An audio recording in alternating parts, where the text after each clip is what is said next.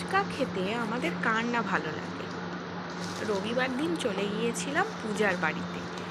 সেখানে আমি, পূজা এবং সায়নী তিনজনে মিলে ফুচকা খেলাম। খুব মজা হলো, বাড়িতেই কিনে নিয়ে গেছিলাম।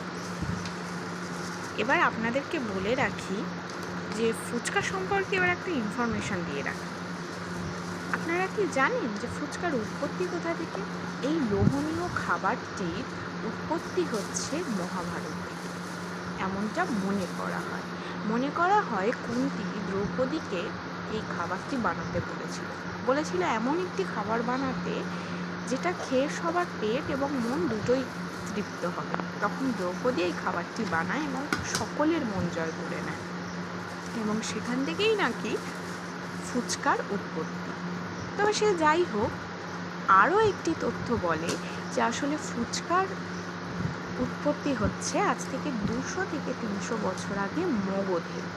সেটা যাই হোক না কেন, খেতে কিন্তু এই খাবারটার জুড়ি মেলা সত্যিই ভার।